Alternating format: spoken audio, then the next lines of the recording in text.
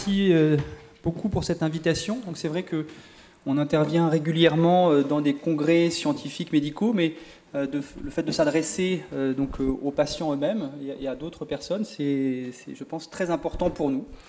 Mais un exercice qui est un peu délicat parce qu'on ne veut pas donner des informations trop techniques, mais on va essayer de partager des informations à la fois précises et puis que j'espère qu'ils vont vous aider à mieux comprendre comment aujourd'hui on aimerait prendre en charge les patients épileptiques. Première chose, c'est que, vous le savez, hein, depuis toujours, pratiquement, il y a cette connotation très péjorative qui est associée avec l'épilepsie.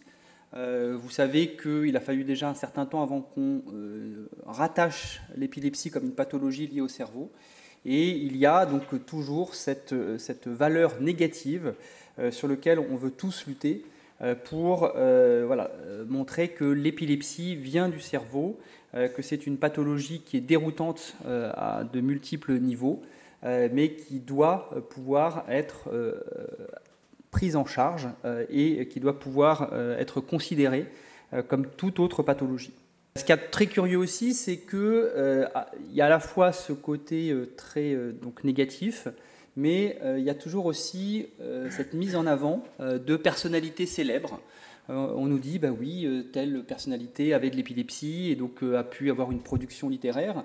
Donc il y a une tendance aussi, je pense, à idéaliser l'épilepsie et la réalité du terrain n'est pas la même. Dans le cerveau, on a des cellules qu'on appelle les neurones. Ces cellules dialoguent entre elles par des impulsions électriques et tout est codé au niveau de ces cellules. Et normalement, il y a un dialogue qui s'opère régulièrement à chaque fois qu'on fait telle ou telle tâche. Et c'est organisé, c'est structuré, c'est pas anarchique. Et le principe global de la crise d'épilepsie, c'est que ces cellules vont se mettre à avoir une activité qui n'est pas du tout organisée, structurée, globalement, qui va recruter massivement toute une population de cellules plus ou moins importantes et qui vont donc induire un comportement inadapté. Donc ça nous amène à voir deux types de crises d'épilepsie. On va distinguer les épilepsies focales parce qu'il y a une partie du cerveau où il y a des anomalies de connexion et qui vont donc générer sur ce cortex cérébral une activité épileptique qui elle-même va pouvoir éventuellement s'étendre à tout le cerveau. Ça, c'est l'épilepsie focale et le plus souvent, on peut trouver une lésion en regard de ce foyer. Et puis, il y a un autre type de crise d'épilepsie qui est un peu plus compliqué à comprendre, qui est lié, cette fois-ci, à un embrasement massif de tous les neurones du cortex cérébral. Et on pense que c'est lié à une anomalie de dialogue entre ce cortex cérébral et une structure qui est enfouie dans le cerveau qu'on appelle le thalamus, qui est comme un chef d'orchestre et qui va dire à tous les neurones « allez-y, mettez-vous à parler ».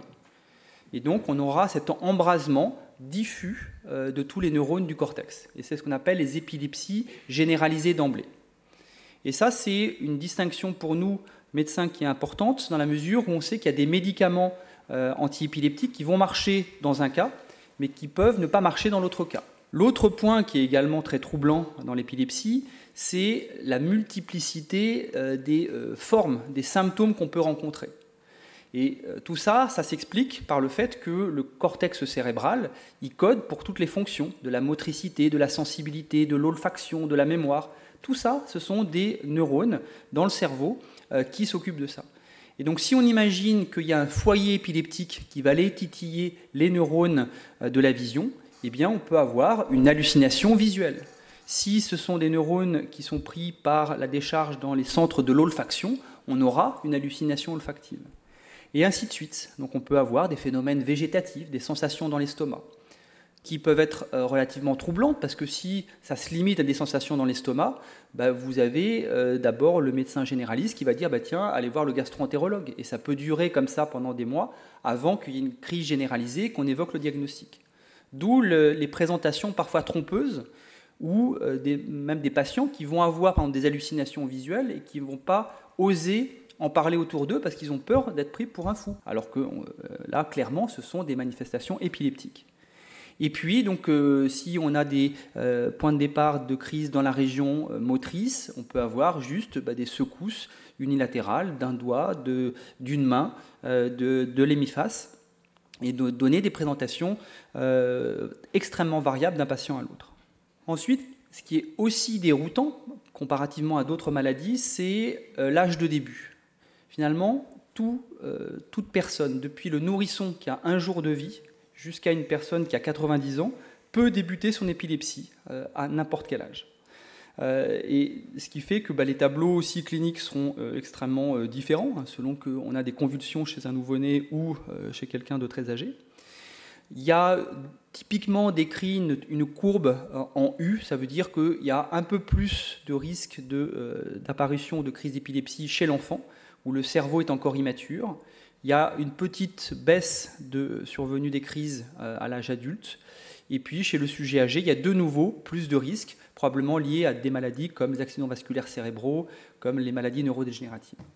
Mais le message clé, c'est qu'il n'y a pas d'âge, malheureusement, pour débuter une épilepsie.